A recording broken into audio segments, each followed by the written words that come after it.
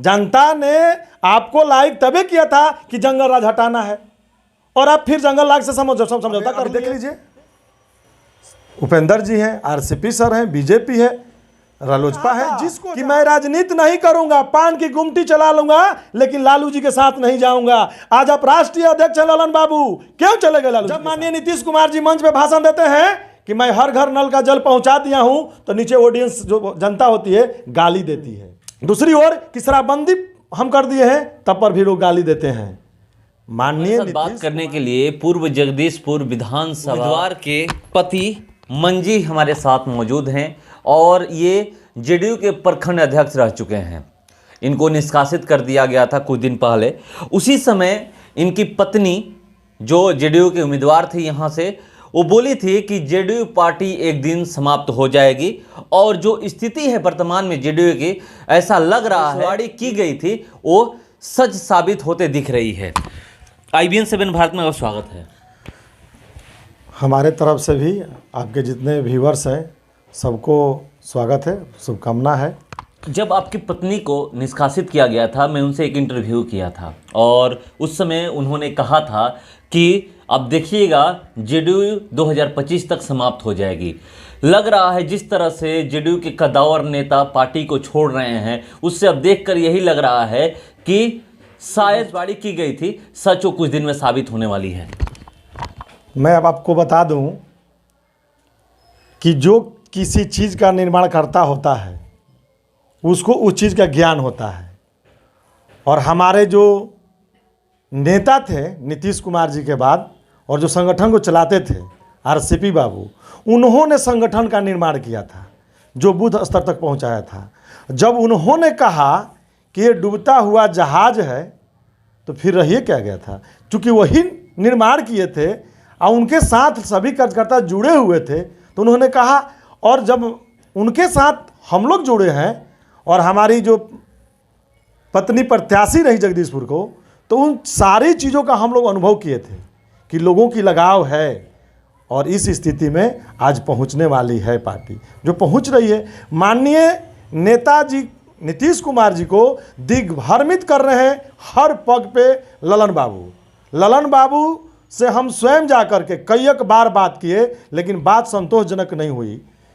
हम कहते हैं कि उस समय जब जगदीशपुर में जदयू का झंडा उठाने के लिए श्री भगवान बाबू को अपोजिट में कोई नहीं था, और कहा जाता था कि यहाँ सिर्फ 5 कुर्मी लोग पार्टी में हैं, उस समय हमने संगठन का निर्माण जगदीशपुर विधानसभा में किया था, और जिले में नहीं प्रदेश में नंबर 1 हमने पार्टी संगठन खड़ा किया था, जिसका चर्चा होता था प्रदेश में।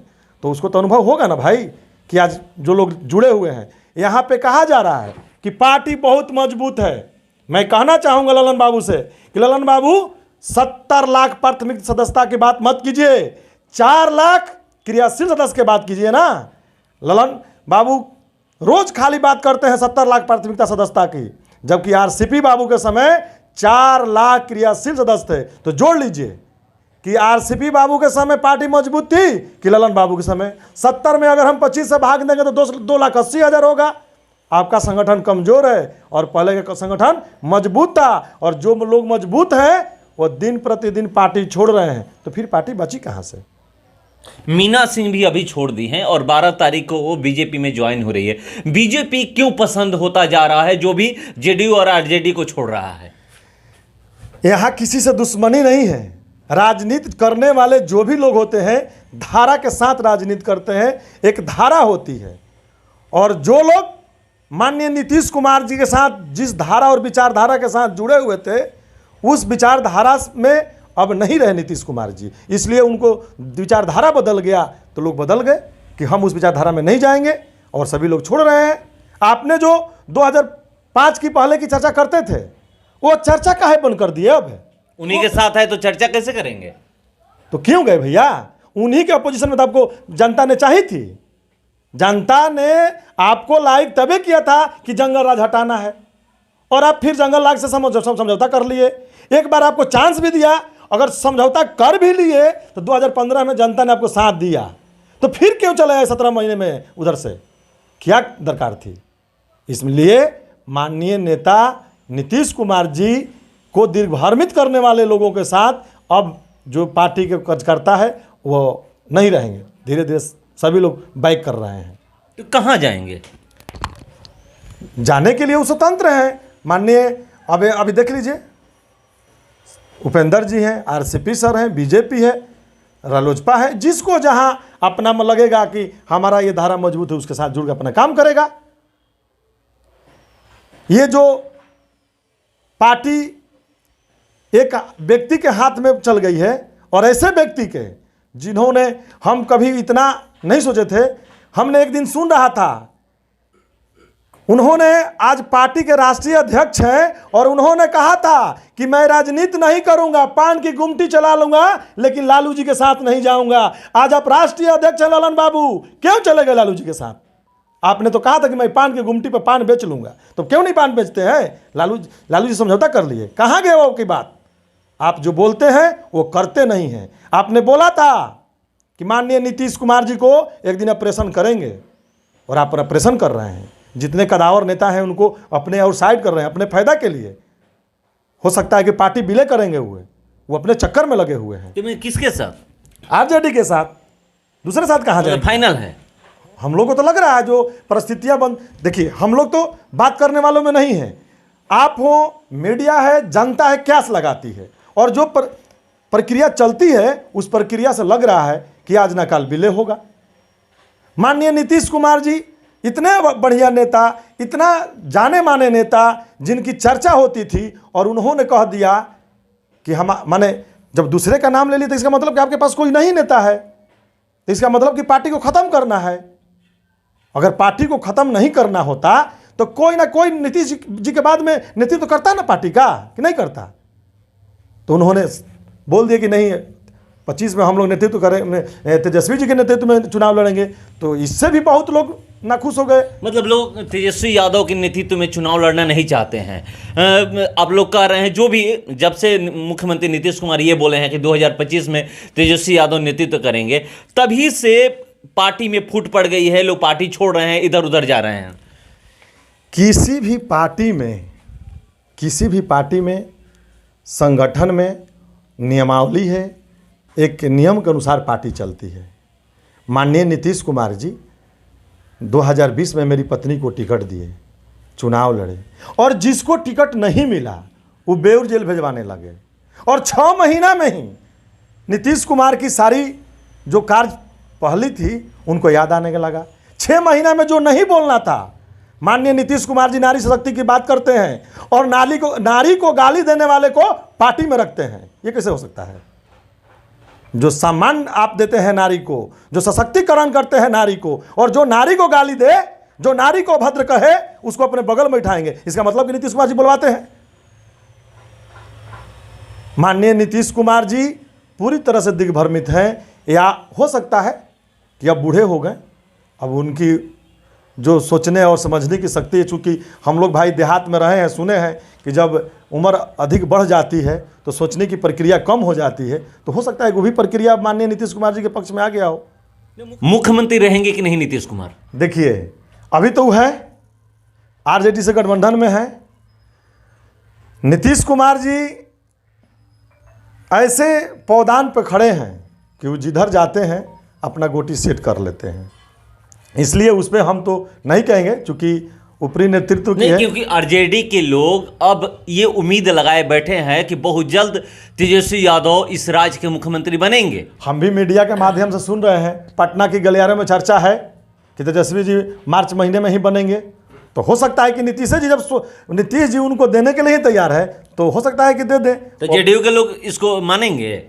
ये तो अब जेडीयू के लोग बता पाएंगे, क्योंकि हमारे हिसाब से हमारे हिसाब से कार्यकर्ता नहीं मानेंगे। और एक चीज़ और बता देना चाहता हूं कि जो गठबंधन इस बार हुई है, देखिए मैं 2 से 3 घंटा जरूर रोज समाचार सोशल मीडिया से जुड़ा रहता हूं, और जो लोगों ने कहा था कि 30% वोट नीतीश कुमार जी का, 30% आरजेडी का, 30% बीजेपी का, 10% अदर, तो मैं आपसे बता दूं कि उस 30% में लव कुश ध्वस्त। और मैं आपको बता दूं कि दलित और अति पिछड़ी समाज के लोग भी नीतीश कुमार को मानते थे नेता, तेजस्वी को नेता नहीं मान रहे हैं। आप लोग मीडिया के भाई हैं, पता कर लीजिए ग्राउंड पर जाकर के कि क्या आप मान रहे हैं? नहीं मानने के लिए तैयार हैं। हम लोग रात दिन क्षेत्र में घूमते हैं, क्षेत्र में देखते हैं। क्योंकि जेडीयू की तरफ से यह भी कहा जा रहा है कि 2030 तक मुख्यमंत्री नीतीश कुमार सक्षम है राज्य चलाने के लिए। अरे भैया, जो जिस दल में रहेगा उसी का चर्चा करेगा। जेडीयू के लोग तो कहबे करेंगे। तो ये खुद मुख्यमंत्री कैसे करेंगे 2025 में नेतृत्व करेंगे? ये ना कह रहे हैं, मुख्यमंत्री जी कह रहे हैं कि तेजस्वी जी करेंगे, लेकिन उनके दल एक बार बुला कर पूछ न लें मुख्यमंत्री जी।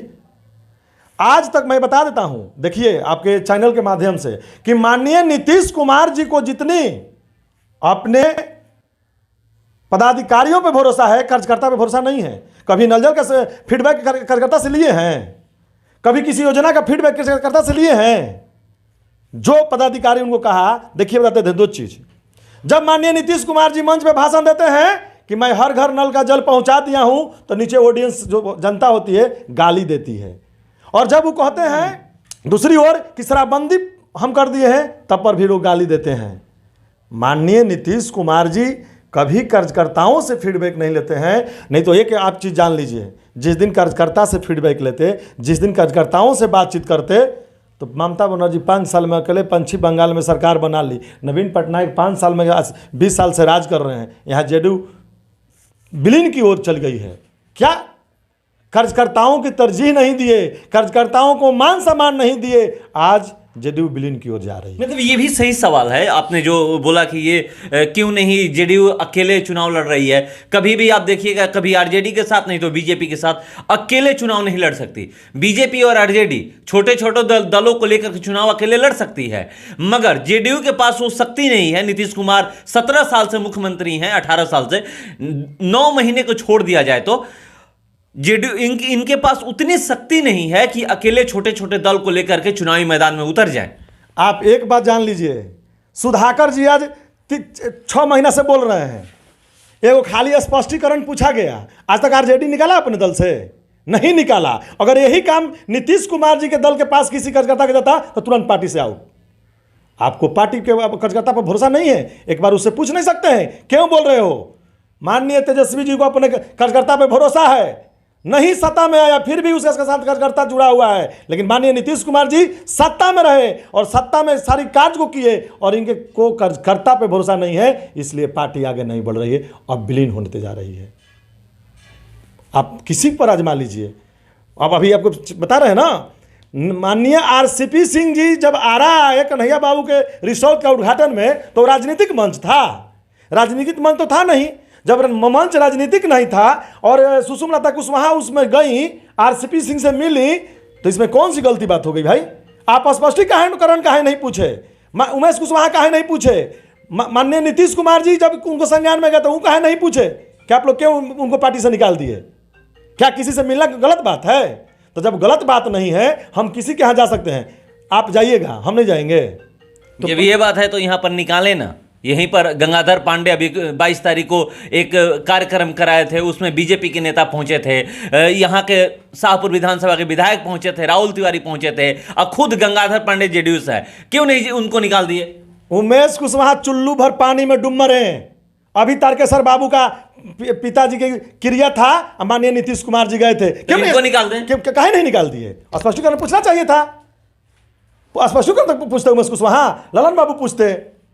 ये सब अपंगु हो चुके हैं। ये क्यों निकाला गया? आपकी पत्नी को क्यों निकाल दिया गया? और आपको जो गाली देता है वही नीतीश कुमार के लिए अच्छे हैं। विजय चौधरी खूब गाली दिए कांग्रेस में रहकर, आज सबसे अच्छे हैं। अशोक चौधरी खूब गाली दिए कांग्रेस में रहकर, वो आज अच्छे हैं। संजय झा खूब गाली दिए आरजेडी में रहकर, वो अच्छे हैं। जो ये लोग भी गाली दिए, जो हमारे पत्नी के विरोध में हम लोग चुनाव लड़े, वो लोग भी गाली दिए, वो लोग भी अच्छे हैं। तो नीतीश कुमार को जो जितना गाली देगा उतना उसको बड़ा पोस्ट मिलेगा। यहाँ चिराग पासवान से वो नफरत करते हैं। और यहीं की हम लोग बात करें जगदीशपुर विधानसभा की, तो चिरागे पासवान के पार्टी से खड़े थे श्री भगवान सिंह कुशवाहा, वही कमजोर किए और वही आज उनके साथ हैं। देखिए, तो वही ना चीज कह रहे हैं कि माननीय नेता को इस पर संज्ञान लेना चाहिए था। 6 साल के लिए आपने निष्कासित किया था पार्टी से, और आज पुनः आप 6 महीने मिला लिए। 6 महीना में मिला लिए। क्या पार्टी का सिद्धांत है, क्या रणनीति बनाए? आप कहते हैं कि बहुत अच्छा संगठन हम करता है। अगर आरसीपी बाबू रहते तो ऐसे लोग को पार्टी में जगह नहीं मिलता। और ये लोग बता देते हैं, मेरी पत्नी इतनी धैर्यवान है कि जितने इन लोगों ने शब्द का प्रयोग किया था, हमको भी बोलने आता है, लेकिन हमने भी उस समय नहीं बोला। लेकिन अब ईंट का जवाब पत्थर से इन लोगों को देंगे हम। इन लोगों को मालूम नहीं है, हम भी 20 साल रोड पे धूल फाके हैं, हम भी सीखे हैं, लेकिन हमने आपको इज्जत किया कि आप दे लीजिए। मेरा नेता गाली नहीं देता है तो हम भी नहीं देंगे। और मेरा नेता को सूझबूझ नहीं आया कि इस के जाल में फंस के हम अपने हैंड को यहाँ से ख़त्म कर रहे हैं। आज देख लीजिए क्या कहती है जी, कोई कार्यक्रम हो रहा है। मैं कहता हूँ दावे के साथ, जब 2014 में हमने प्रखंड अध्यक्ष बना था तो उस समय से मासिक बैठक होती थी, और 1 साल के बाद माननीय नीतीश कुमार जी ने पूरे बिहार में लागू किया था कि मासिक बैठक होगा पार्टी में। तो हम बाबू वीर कुंवर सिंह की धरती से हैं, हम भी चिंतन करते हैं पार्टी के प्रति, हम भी मंथन करते थे पार्टी के प्रति। तब जाकर के हमारी बात को वहाँ आंकलन किया गया। पार्टी में पता कीजिएगा कि 14 को पहले कहीं पार्टी में होता था बैठक? नहीं होता था। और मेरे पास आज भी रजिस्टर है, दिखाएंगे आपको कि हर महीना हम बैठक करते थे कार्यकर्ताओं के साथ। आज कोई चाय पिलाने वाला है? कार्यकर्ताओं को पूछने वाला है? कोई पूछने वाला नहीं है। आप ऐसे लोगों को दलाल आदमी के हाथ में दे दीजिएगा सत्ता, तो क्या करेगा? दिन में बैठ के दलाली करेगा। आज तो लोग इस्तीफा दे रहे हैं। भोजपुर जिले के बहुत सारे ऐसे प्रखंड अध्यक्ष हैं जो एक साथ इस्तीफा दे चुके हैं। एकदम देंगे ना, वो लोग तो उसी समय देने के लिए तैयार थे। हम बता देते हैं आपसे कि जब हमको ये कह के हटाया गया कि जिनकी पत्नी प्रत्याशी है वे पार्टी के किसी पदाधिकारी, प्रखंड अध्यक्ष और जिला अध्यक्ष पर नहीं रहेंगे, उसी समय यहाँ के प्रखंड अध्यक्ष लोग तैयार थे।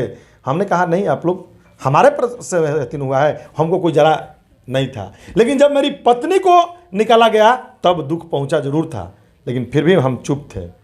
इसलिए चुप थे कि पार्टी हो सकता है आज न संभल जाए, लेकिन ये संभलने वाली नहीं है। मैं दावे के साथ कहता हूं 2024 और 25 समझ में आ जाएगा कि जनता किधर है। काहे महागठबंधन चिल्ला रहे हैं लोग, समझ में आ जाएगा। अभी 24 में समझ में आ जाएगा। मंत्र पढ़कर सुहा होना है, एकदम होना है। हम देखे थे एक दिन एक न्यूज में कि एक आदमी बोल रहे थे कि ललन बाबू के नेतृत्व में 40 में 40 सीट लाएंगे, 40 में 4 सीट नहीं आएगा, हम दावा करते हैं। आप कहाँ सोए हुए हैं? कौन सीट बोलिए ना, शाहबाद में कौन सीट जीतिएगा आप? कोई सीट जीतने वाला के लायक हैं? लोकसभा की 40 बात होती है, यहाँ पर एनडीए के साथ गठबंधन में चुनाव लड़ते हैं तो 43 सीट आता है। वही तो हम कहते हैं। अभी अपने विधानसभा लड़ा ना भाई, 7 दल लेके लड़ा, क्या हो गया? कौन तीर मार दिए?